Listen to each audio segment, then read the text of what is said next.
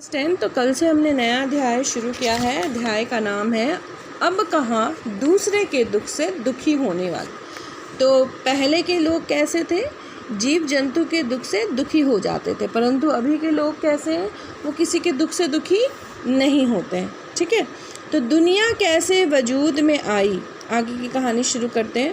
पहले क्या थी, किस बिंदु से इसकी यात्रा शुरू हुई, इन प्रश्नों के उत्तर विज्ञान अपनी तरह से देता है और धार्मिक ग्रंथ जो है वो अपनी तरह से देता है।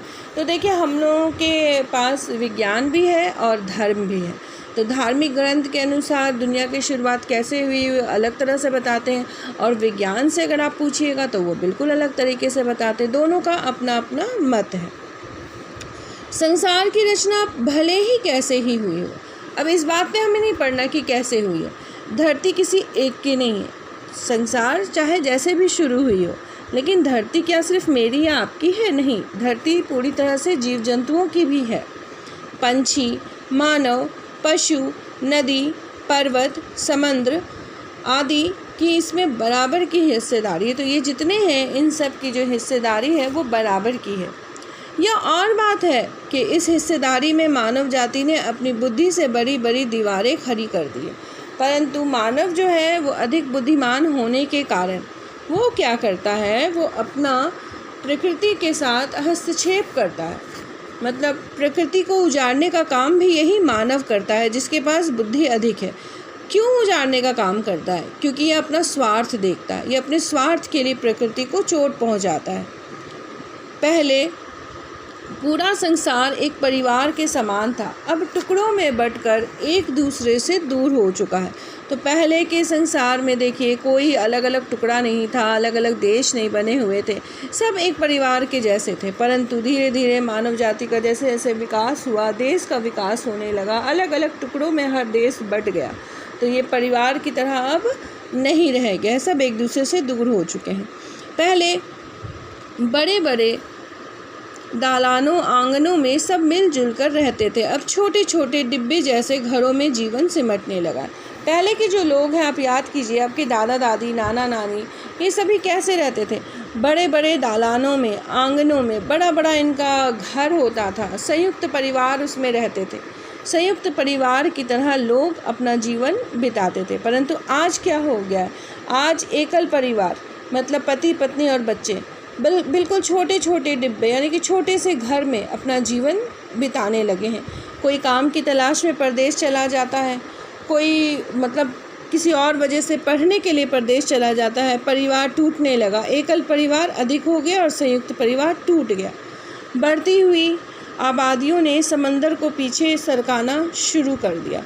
लोगों को घर की आवश्यकता बढ़ती गई और लालच भी कहीं ना कहीं इसमें कहिए, समुद्र को पीछे करना, समुद्र को सरकाना, समुद्र के स्थान में भी अपने लिए बड़े बड़े रिसोर्ट बना लेना, बड़े बड़े घर, मकान, रेस्टोरेंट बनाना, समुद्र के साथ भी यानी कि सागर के साथ भी इस मानव जाति ने खेल करना शुरू कर दिया। पेड़ों को रास्तों से हटाना शुरू कर दिया, कई जंगलों को काट दिया गया।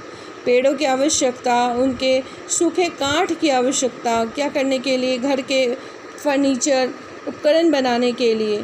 फैलते हुए प्रदूषण ने पंछियों को बस्तियों से भगाना शुरू कर दिया।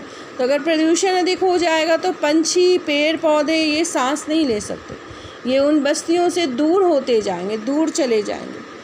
कितने सारे पंछियां हमारे देश से दूर हो गए, कितने विलुप्त भी हो गए। प्रदूषण ही ये कारण है जो जीव जंतुओं को तकलीफ़ देता है।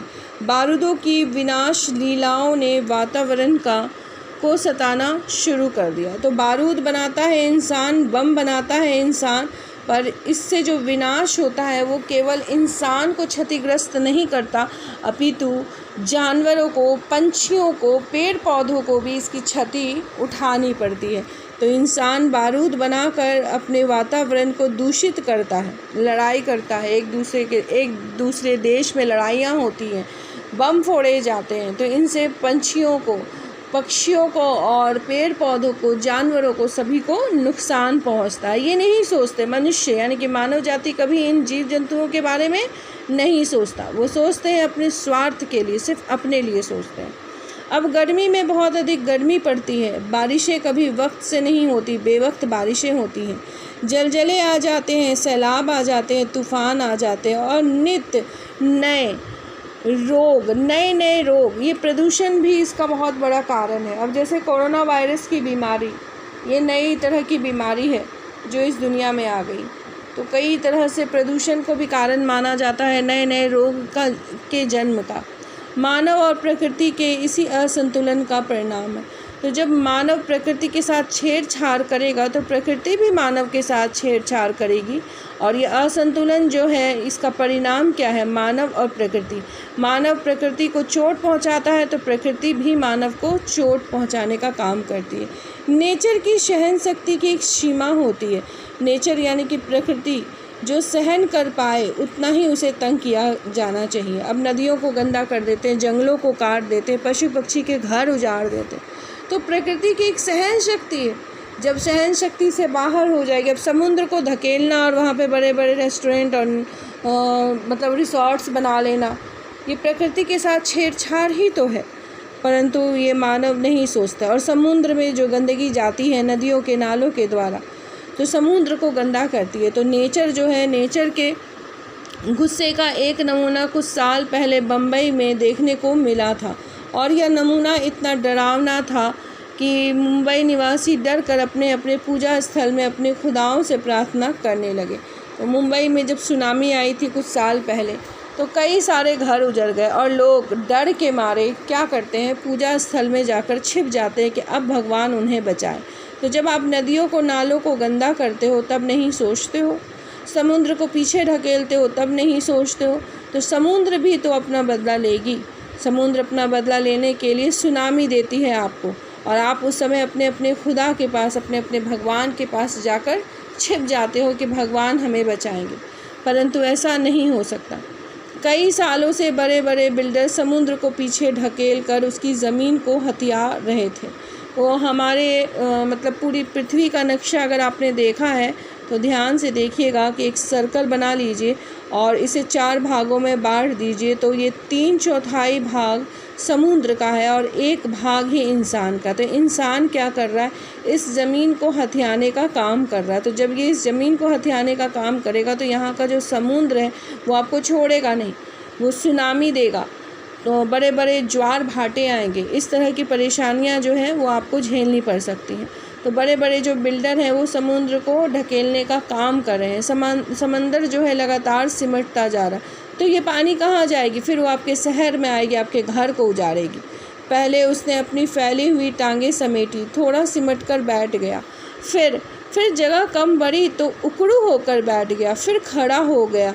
जब खड़े रहने की जगह कम पड़ी तो उसे गुस्सा आ गया, और जो जितना बड़ा होता है उसे उतना ही कम गुस्सा आता है, परंतु जब आता है तो रोकना मुश्किल हो जाता है। तो समुद्र को पहले थोड़ा बहुत ढकेला गया, फिर और ढकेला गया, फिर और ढकेला गया। मतलब एक इंसान की तरह समझ लीजिए कि उसे अपनी टांगें समेटनी पड़ी, फिर थोड़ा सिमट कर बैठना पड़ा, फिर उकड़ू होना पड़ा, फिर खड़े होना पड़ा।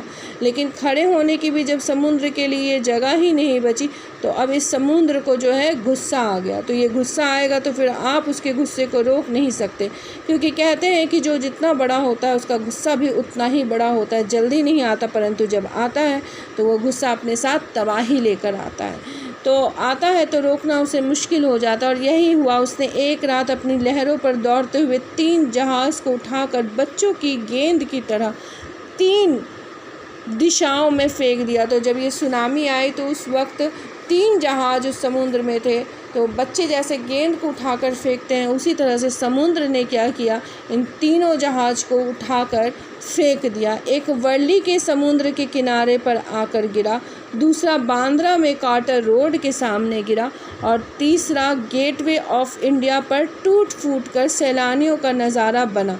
बावजूद कोशिश वे फिर से चलने फिरने के काबिल नहीं हो सके।